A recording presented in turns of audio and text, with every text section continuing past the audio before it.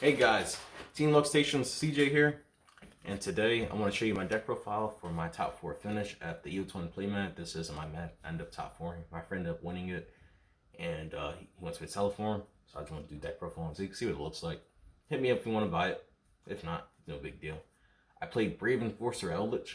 I feel like it was the best meta call because everyone's on like some type of Scythe deck.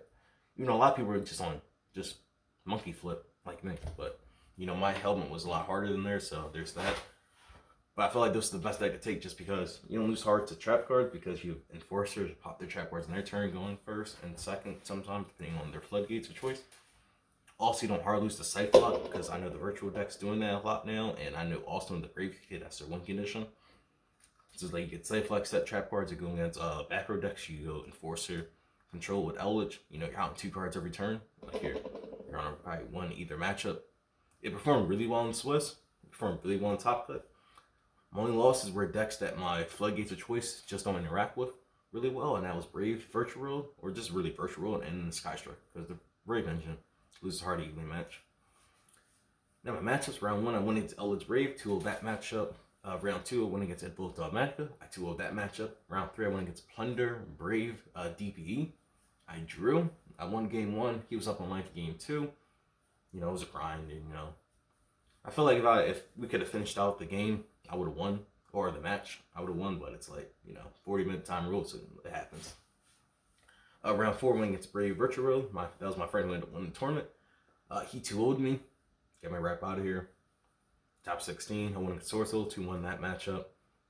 Top 8, went against Traplich, 2-1 that matchup. Top 4, went against Sky Striker, and I lost 1-2 that matchup. Now let's get right into the deck profile. Shout out to my team for letting me borrow cards. It was only 2 cards, but yeah, those 2 cards are very impactful 2 cards.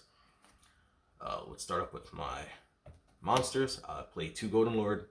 I really want to play one of this guy, since there's not really so many Eldlich cards in this deck, but there's enough that you can see it. But I feel like 2 is just standard with Eldlich, so you know, I will test 1 moving forward. I don't know what I'll put in. Maybe I'll put in like a summon limit or something to help out with those matchups that the floodgates don't really work out too well against. But for right now, it's 2. We play 3 Water Enchantress of the Temple. This card's crazy.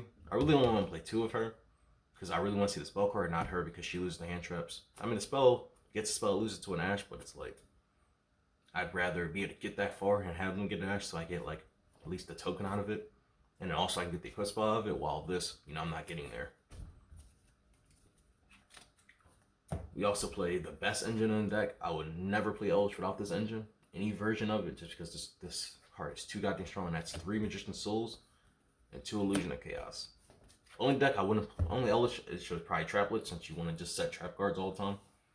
But this card's an extender, so it makes Anaconda with a hand trap or Eldlich or whatever else you got for a monster.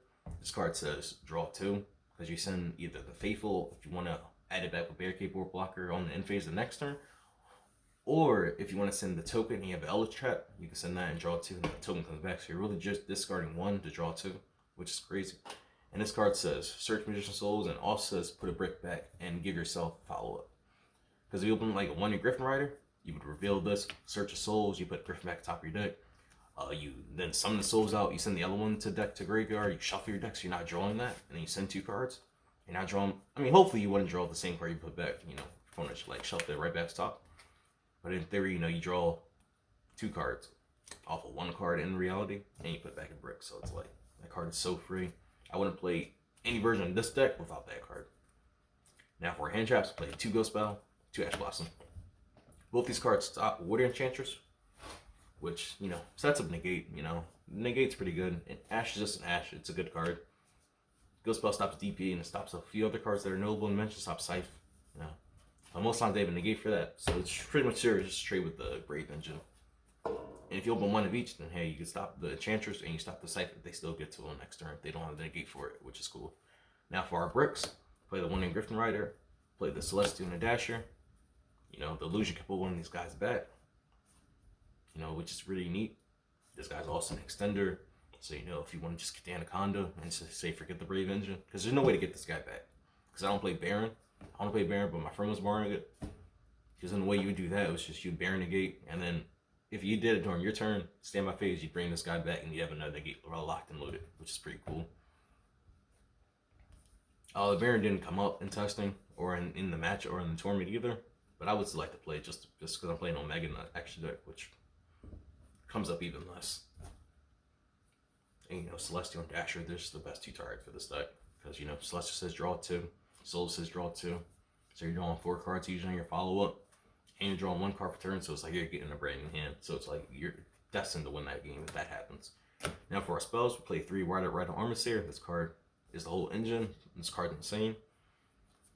1 Faithful Adventure, you need it for that. Some people play 2 in like weird decks like this. I don't really think it's needed. I play Barricade Word Blocker, so if this ever goes, or if I need to send off souls to draw 2, I can add that for follow up and end phase the next turn, which is cool because it's like I'm always playing because I have trap cards.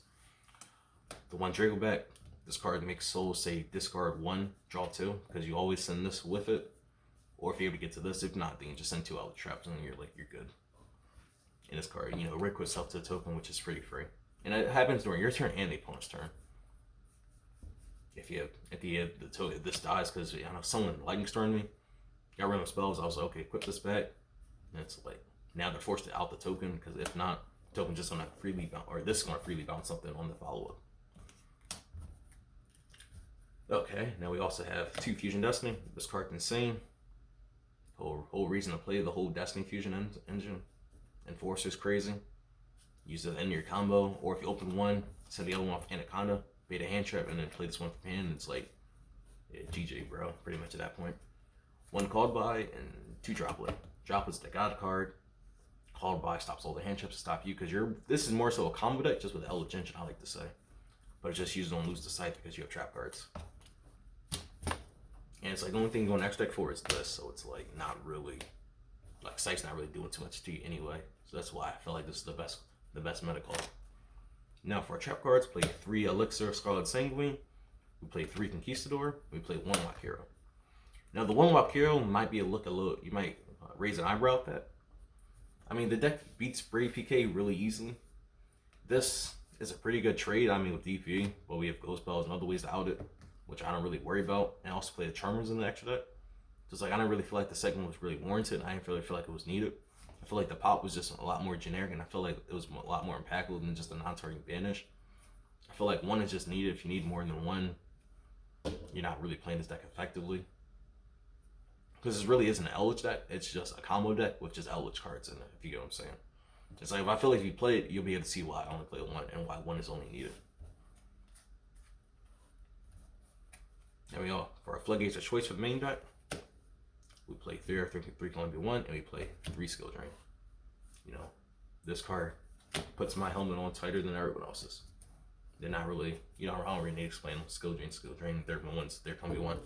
Now for extra deck, play the 1 Destiny Phoenix Enforcer. This card's crazy. Now for Xyz monsters, we played the Gustav Max, we played the Leave, and we played the Zeus. These cards never came up. They're just cool to have. For our Synchros, we play Omega. This should be Baron. My friend was borrowing it. This card kind of can come up by returning something back to your graveyard so you can banish it again. I mean, could in theory work. Or if you play it to Invoke Dog, you send this and send like whatever. Shelf back their App Clone, force out their Schism. And then you just out the window and then you just play, which is cool. For our Link 1s, we played the Anima, we played Link Spider. This turn, Soul is going second into a hand trap bait and also Disruption if they play into it, which is pretty cool. Link Spider's there for the trap cards so you can get access to them faster. You know, another way to get rid of them, even though we have lots of ways to get rid of them in this deck. With the Souls, just link them off into one of these girls. You know, Dark Charmer and Light Charmer. I feel like both these cards are insane right now. Every deck's using Light and Dark monsters, or you could take Lancias with this, you could take DPs or Celestials with this. Yeah, the DDD deck is becoming a lot more prevalent. You could take that with some of those cards with that. It's like really cool. Both of these cards are really good. I wouldn't play this version of Eldlich without both of these. I also play Barricade Word Blocker. That's a free discard. They'll unlock the Eldlich engine if you have them in your hand, give them away, get them to a graveyard. It adds back Faithful. We don't play Curse Outland. Yeah, I don't really think the cards need it because we're not playing the biggest Eldlich engine.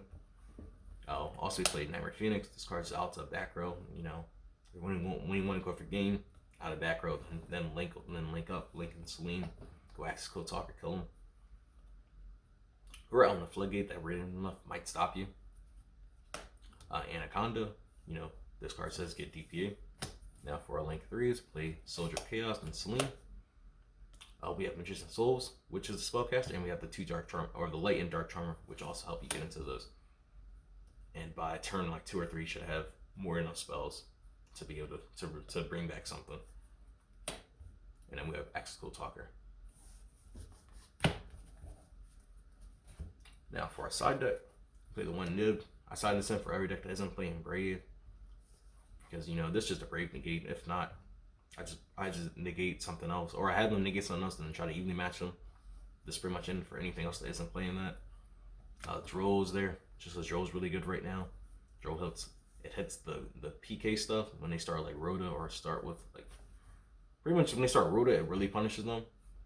When they start with the Enchantress, it stops them from doing all their low fall blade shenanigans. It's like pretty good because that deck didn't go up against it. I guess it's kind of good against any deck that's playing like pot cards or just generic search cards. You know, Virtual Road stops them.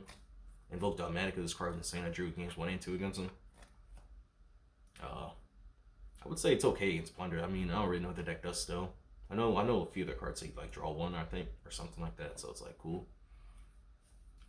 Lancia is like the best card. I'll probably consider cutting this Nib for the 3rd Lancia, because this Nib, I never put it in. This Nib, I was thinking of either putting a Lightning Storm, so I can have 1 more back row destruction, or Monster, whichever one I need it for. But it might be the 3rd Lancia, this Nib, because the Nib never came up. Now here we go, Lava Golem. This is my favorite card to side in, because if you see a Brave board, you pretty much use this tribute wherever they got in the Griffin, and you evenly match them. It's like a 2-card combo, and you pretty much out everything.